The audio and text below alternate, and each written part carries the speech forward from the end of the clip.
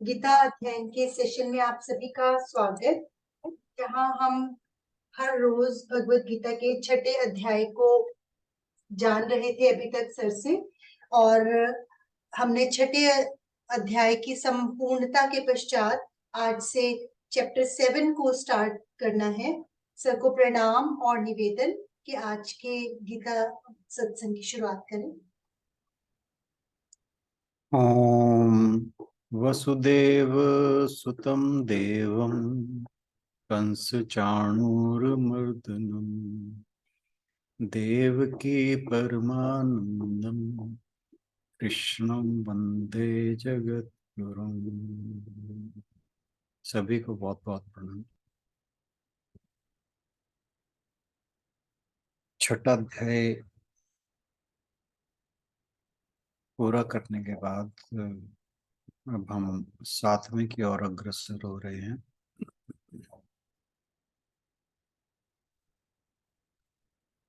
इस चैप्टर पर हम चर्चा प्रारंभ करें उससे पहले थोड़ा इस पर बात कर लेते हैं।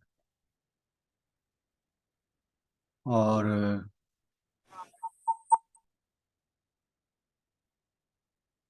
आपको ध्यान होगा जब हमने गीता जी शुरू की थी तो मैंने बताया था कि मधुसूदन सरस्वती जी ने और कुछ अन्य विद्वानों ने गीता जी के 3 भाग बताए थे। और वो था क्या कि हमारे जो ऋषि मुनि हैं उन्होंने वेदों से 4 वाक्य लिए हैं जिन्हें महावाक्य कहा है। और ये जो महावाक्य हैं ये हर वेद में से एक महावाक्य लिया हुआ है और अलग अलग उपनिषदों से। यानी आपको जैसा ध्यान है कि उपनिषद जो हैं वो वेदों का पार्ट, तो वेदों से कहिए या उपनिषदों से एक ही बात है। तो ये 4 महावाक्य क्या है, शायद मैंने पहले भी जिक्र किया हो। पहला है प्रज्ञानम ब्रह्मा, कि ये जो मनुष्य के अंदर प्रज्ञा है वही ब्रह्म है।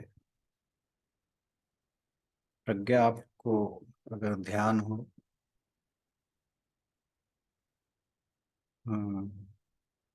जब भगवान जी ने गीता का उपदेश अर्जुन को स्टार्ट किया था तो वहां वर्ड ये यूज हुआ है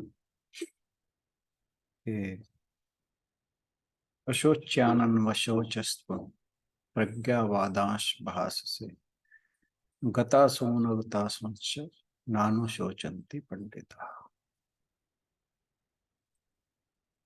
ये जो तुम विद्वानों जैसी बात करते हो, तुम बातें तो ऐसे करते हो जैसे बहुत बड़े विद्वान हो, लेकिन जो विद्वान हैं वे लोग गतासु न गतासुश्च नानु शोचन्ति पंडिता। पंडिता विद्वान और के जो इस संसार से जा चुके हैं या अभी नहीं गए हैं उनके बारे में पंडित जो हैं वो शोक नहीं करते। तो ये वर्ड वहां यूज हुआ था। दूसरा महावाक्य है तत्त्वमसि, कि तुम वही हो, दैट यू आर। और तीसरा था अयम आत्मा ब्रह्म, यह जो हमारी आत्मा है यही ब्रह्म है। और चौथा है अहम ब्रह्मास्मि, मैं ही ब्रह्म। तो इन्हें चार महावाक्य कहा जाता। तो गीता जी के, जैसे आप जानते हैं, 18 अध्याय है। मधुसूदन सरस्वती और अन्य विद्वानों ने कहा कि जो पहले 6 वो तत्व के ऊपर इशारा है। तत्व मीन्स तुम। ये जो तत्वमसि है, इस महावाक्य की बात कर रहे हैं। और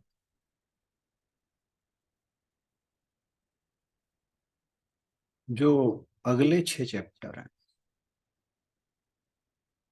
चैप्टर 7 से 12 तक, 7 से 12, वो बताते हैं तत्व। नहीं, दैट मीन्स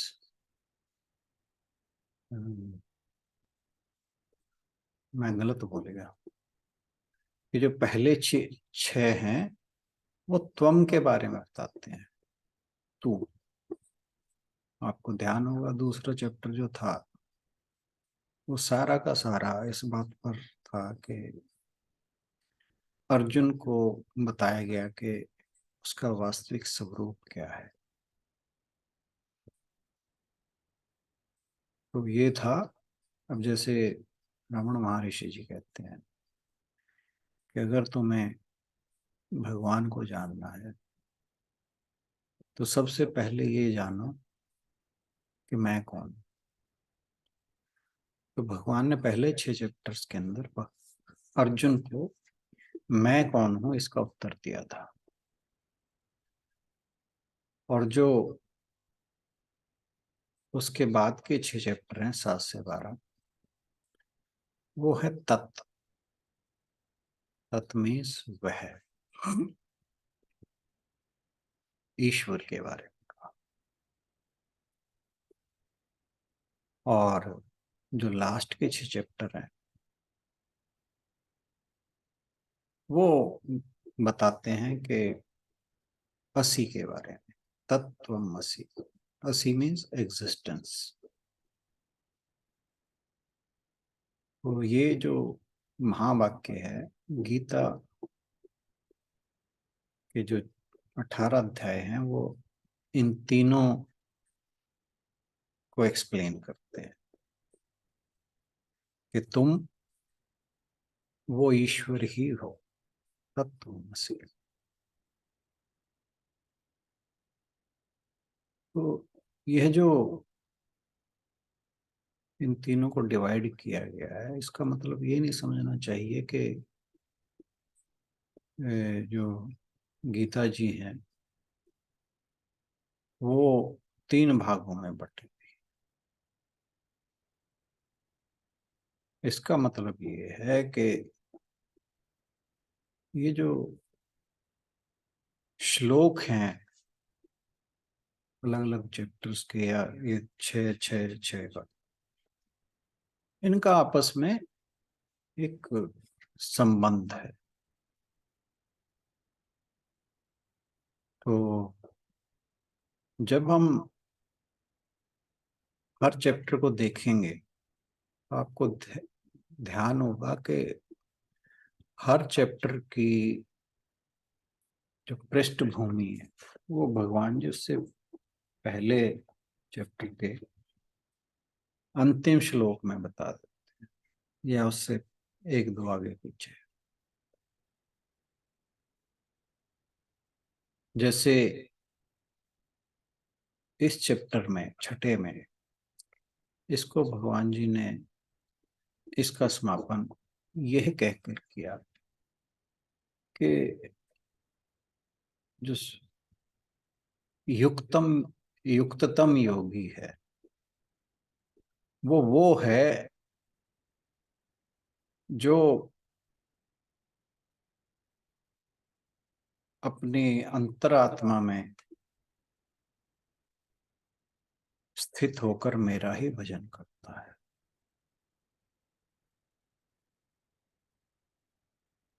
जबकि इस छठे अध्याय में बताया गया था कि ध्यान कैसे करना है, आत्मज्ञान को प्राप्त करने के लिए या समाधि की अवस्था तक पहुंचने के लिए ध्यान किस प्रकार करना है, डिटेल में नहीं जाऊंगा। और ये भी बताया था कि जो ध्यान योगी है वो तपस्वी और ज्ञानी से श्रेष्ठ है।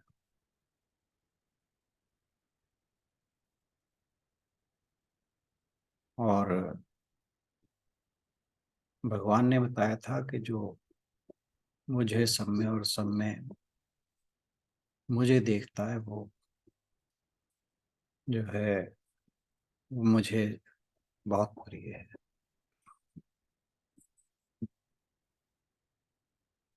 तो अब जो इस चैप्टर का शुरुआत है, श्लोक में कर लूंगा कि थोड़ी सी मैं इसकी बैकग्राउंड बता रहा हूँ। तो भगवान जी इस चैप्टर में अपने बारे में बताते हैं, स्वरूप के बारे में बताते हैं। क्योंकि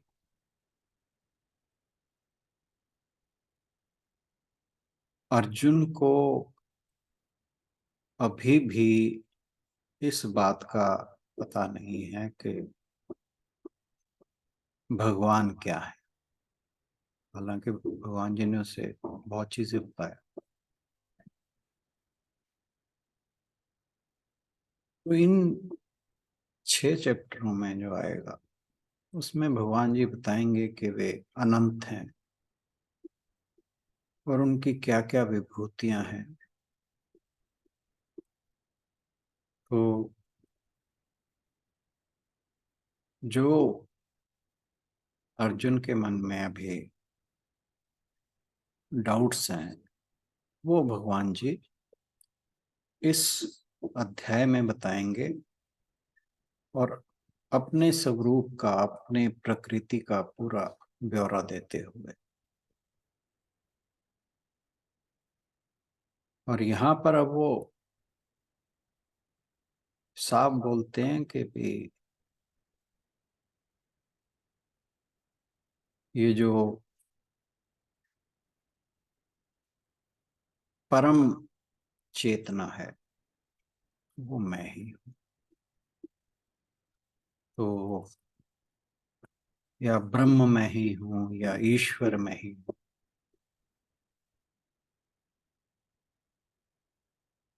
तो जो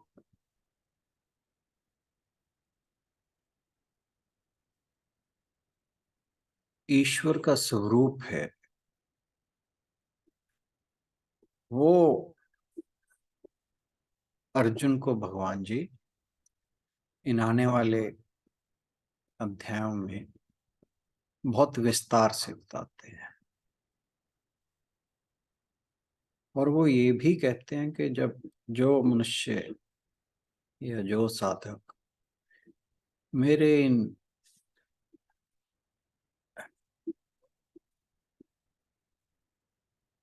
विभूतियों को, मेरे स्वरूप को जो जान जाता है उसे फिर कुछ और जानना शेष नहीं रहता। इस चैप्टर का नाम ज्ञान विज्ञानी योग है। ज्ञान विज्ञान ये दो शब्द बड़े इंपॉर्टेंट हैं। वैसे हमने डिस्कस किए हुए हैं कि ज्ञान का मतलब है ईश्वर के बारे में जानना, और विज्ञान का मतलब है उस ईश्वर को स्वयं के अंदर अनुभव करना। उस ईश्वर को तो बहुत से लोग जान जाते हैं, लेकिन जो वास्तविक लक्ष्य है वो है उसे अपने भीतर अनुभव करना। भगवान जी ने कहा है कि कोई विरला ही इस आध्यात्मिक मार्ग पर चलता है, और उन विरले करोड़ों में से कोई एक मेरे बारे में मेरा अनुभव कर सकता है। तो जो आत्म ज्ञान है या आत्म साक्षात्कार है, वो कोई ऐसी चीज नहीं है कि जो किसी ने पलक झपकी और हो गया। इतना आसान नहीं है। और इस लक्ष्य तक पहुंचने के लिए हमें न जाने कितनों में से एक होना पड़ता है, लेकिन इसका ये अर्थ कभी नहीं लगाना चाहिए कि वो ना जाने करोड़ों अरबों में से हम हैं या नहीं, बिकॉज यू नेवर। क्योंकि भगवान ने, आपको याद होगा, अर्जुन को कहा था कि तेरे और मेरे न जाने कितने जन्म हो चुके हैं, लेकिन तू अपने जन्म के बारे में नहीं जानता, मैं जानता हूं। तो ना जाने हमारे भी कितने जन्म हो चुके हैं।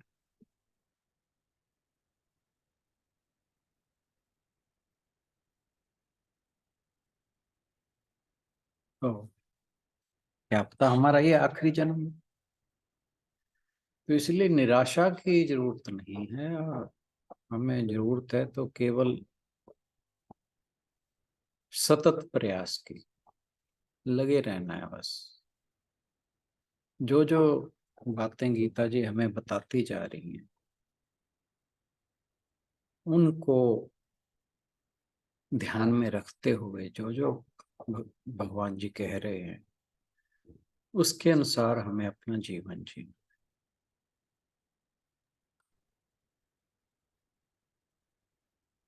और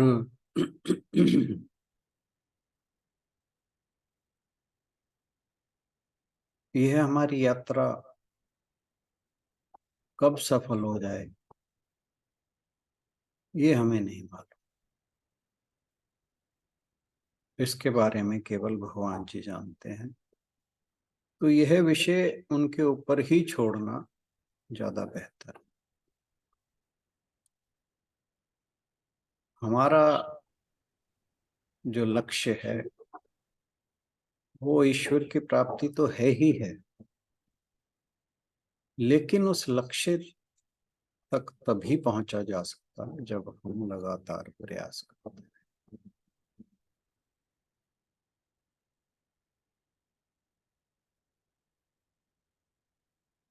तो जो भगवान जी आने वाले अध्याय में बताएंगे, वो एक तो ये है कि उनका स्वरूप क्या है,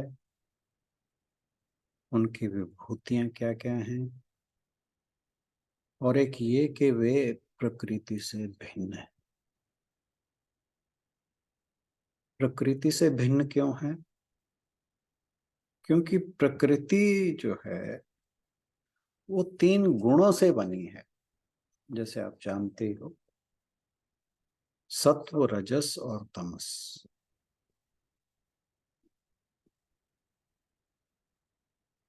और इसी को ही भगवान की माया भी कहा है। ये जो संसार है, जैसे आदि शंकराचार्य जी ने कहा था, ब्रह्म सत्यम जगन मिथ्या। यहाँ मिथ्या का मतलब झूठ नहीं है, यहाँ मिथ्या का मतलब है कि ये हमें प्रतीत होता है। प्रतीत क्यों होता है? माया के कारण या प्रकृति के गुणों के कारण। ये जो तीन गुण हैं, इन्हीं के कारण ये हमें संसार प्रतीत होता है। और ये झूठ इसलिए नहीं है कि जो संसार है ये भगवान की ही मैनिफेस्टेशन है, वही अलग अलग रूपों में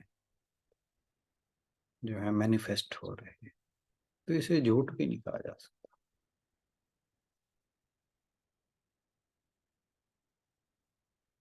तो हमें इन गुणों से परे जाकर उस ईश्वर के बारे में जानना है, जिसे ज्ञान कहा, और उसका अनुभव करना है, जिसे विज्ञान कहा।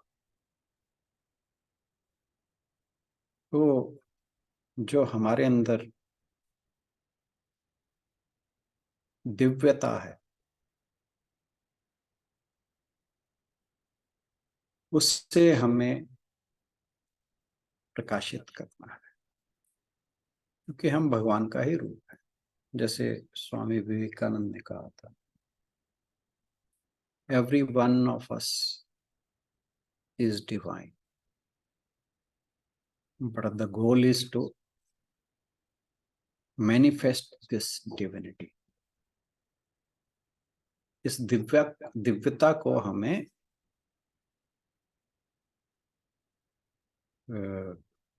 प्रकट करना है। अपने भीतर जो हमारे अंदर दिव्यता है, उसका प्रकटीकरण करना है, उसे अनुभव करना है,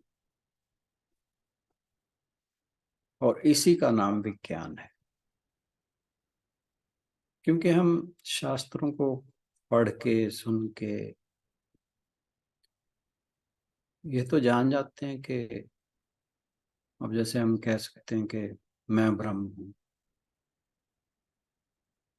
ठीक है, अहम ब्रह्मास्मि जो महावाक्य है, ये हमने सुन लिया तो कहने के लिए तो बड़ा आसान है कि मैं ब्रह्म हूँ।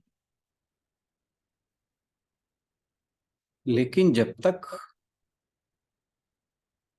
ये हमारा ज्ञान विज्ञान में नहीं बदल जाता, जब तक हम इस बात का अनुभव नहीं कर लेते कि हम ब्रह्मास्मि, या जैसे शंकराचार्य जी ने कहा था, शिवोहम शिवो चिदानंद रूपः शिवोहम शिवोहम। कहने को ये बातें बड़ी आसान, लेकिन इनको रियलाइज करना, इनका अनुभव करना, वो हमारे जीवन का लक्ष्य है। तो ये जो अध्याय है आज का मीन्स जो हम अगला अध्याय करने जा रहे हैं, 7वां अध्याय, एक तो ईश्वर के बारे में, ब्रह्म के बारे में या आत्मा के बारे में बताया। दूसरा कि भगवान इस ब्रह्मांड में किस प्रकार से प्रकट होते हैं या मैनिफेस्ट होते हैं। मैनिफेस्ट का प्रॉपर मीनिंग मुझे ध्यान नहीं आ रहा। प्रकट जो है वो बड़ा सिंप्लीफाइड वर्ड ट्रांसलेशन है मैनिफेस्ट की, मुझे ध्यान नहीं आ रहा, आएगा तो फिर बताऊंगा। और तीसरा के उस ईश्वर को अपने भीतर कैसे महसूस करते हैं। तो ये जो बातें हैं वो इस अध्याय में बताई गई हैं, और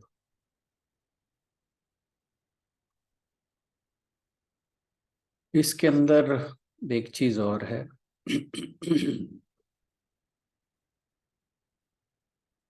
कि पहले तो भगवान जी ने कर्म, ज्ञान और ध्यान, इनके बारे में बताया। अब यहाँ से जो है वो भक्ति की बात शुरू हो जाती है। भक्ति जो है सबसे पहला काम जो करती है वो हमारे अंदर से अहंकार को मारती है। क्योंकि कर्म, अगर कोई कर्म योगी है तो उसे अभिमान हो सकता है कि मैं तो निस्वार्थ भाव से कर्म करता हूँ, या मैं दूसरों के हित के लिए कर्म करता हूँ। ज्ञान, ज्ञान वाले को ज्ञान का अभिमान हो सकता है, ध्यान वाले को ध्यान का अभिमान हो सकता है। लेकिन जो भक्त है, भक्त जो है उसे किसी चीज का अहंकार, वो केवल ईश्वर के प्रति समर्पित है। कोई उसे ये नहीं है कि मुझे कोई क्या कह रहा है क्या नहीं है। जैसे मीराबाई, मीराबाई को उसके घर वालों ने, उसके समाज वालों ने बहुत सी यातनाएं दी। आपको ध्यान होगा कि उसे विष भी पिलाया गया, लेकिन उसकी भक्ति इतनी सुदृढ़ थी कि भगवान जो है उसके विष को भी अमृत बना देते हैं।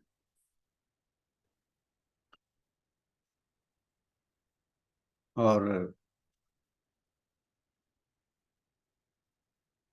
भक्ति जो है वो अंतःकरण को भी शुद्ध करती है। इसलिए भगवान ने अर्जुन को कहा कि तू मेरी भक्ति कर।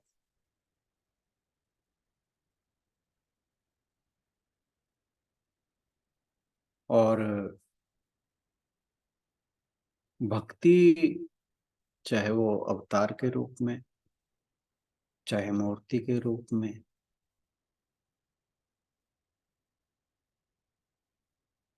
या अपने मन में कोई भी मूर्त बिठा कर,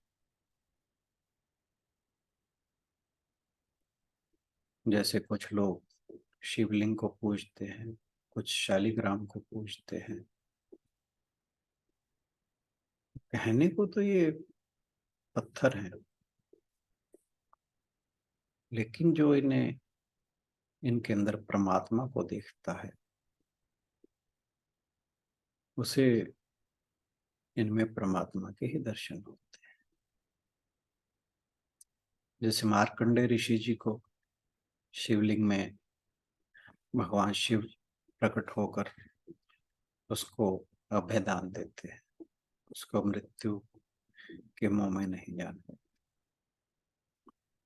इसी प्रकार आपको ध्यान होगा कि धन्ना जाट जो था उसे वो एक पंडित के पास देखता है कि वो रोज शालिग्राम जी की पूजा करता था, उन्हें नहलाता धुलाता, वस्त्र देता, प्रसाद चढ़ाता।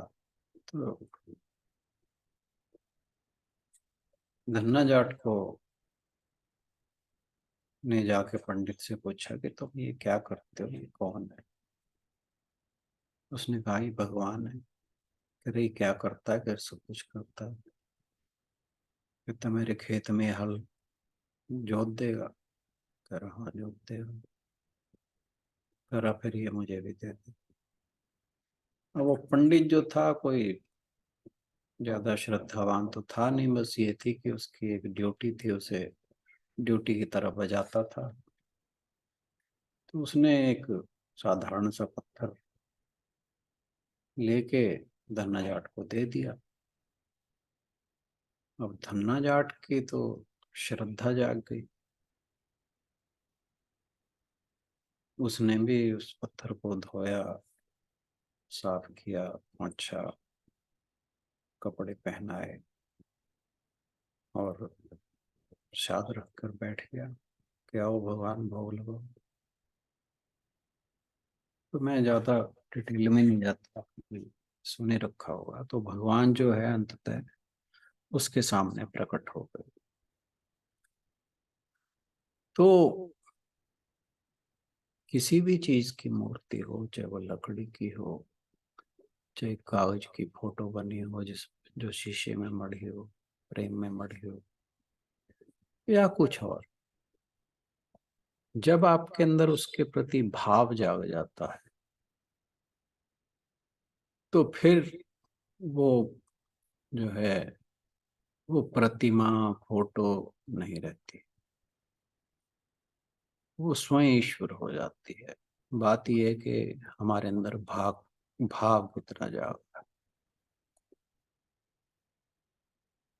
तो आगे फिर इस अध्याय में क्या क्या होगा उस पर चर्चा हम कल से शुरुआत करेंगे उसकी। आज के लिए इतना ही। बहुत बहुत धन्यवाद। Thank you everyone. धन्यवाद राणा सर। आज हमने जाना कि 7वें अध्याय से हम किस तरह की बातें जानने वाले हैं भगवत गीता में, और जैसे हमने पहले 6 अध्यायों का लाभ उठाया है, उम्मीद करते हैं कि वैसे ही अगली चर्चा भी हमारी जारी रहेगी। और आप सभी से निवेदन कि अपने क्वेश्चंस जरूर सामने रखें, क्योंकि हम पहले भी कर चुके हैं इस चैप्टर को। और यदि कहीं कोई किसी भी तरह की शंका रह गई हो, या फिर अगर साथ साथ ही उसका टेक अवे लास्ट के 5 मिनट में आप जरूर रखेंगे, तो हमें एक बार फिर से उसे दोहराने का जो हमारा समय है बाद में वो बच जाएगा, और हम अगले चैप्टर की ओर शीघ्र ही अग्रसर हो पाएंगे। Thank you everyone. सर से निवेदन कि समापन किया जाए। ओम पूर्णमदः पूर्णमिदं पूर्णात् पूर्णमुदच्यते पूर्णस्य पूर्णमादाय पूर्णमेवावशिष्यते। ओम शांति शांति शांति। हरि ओम। सभी को बहुत बहुत प्रणाम, और आज के गीता जी के सत्संग में जोड़ने के लिए बहुत बहुत धन्यवाद। प्रणाम सर। प्रणाम जी, प्रणाम। सर एक चीज खाली आप प्लीज क्लियर कर दो। ये अभी आपने हमें वो बताया ना कि 1st से 6th चैप्टर तक, और फिर 7 से 12, फिर 13 से 18 3 भाग में डिवाइड करी। तो जो फर्स्ट 6th है वो हम उसमें हमें त्वम के बारे में बताया गया। मैं कौन हूँ, मैं कौन हूँ इसके बारे में बताया गया। मतलब मैं कौन हूँ, मतलब मैं खुद, मतलब मैं कौन हूँ। हाँ जी हाँ जी। अच्छा अच्छा। फिर 7 से 12 में तत्व के बारे में बताया गया कि त्वम वो कौन त्वम के बारे में। त्वम मीन्स मैं, है? ईश्वर। और जो तत् है वो ईश्वर के लिए है। ठीक है। और 13 से 18 में उन्होंने अस्सी 80 जो के है, बारे में, हाँ, 80 के बारे में, 80 का 80 मतलब एग्जिस्टेंस। इसके बारे, एग्जिस्टेंस। ठीक है ठीक है। चलिए।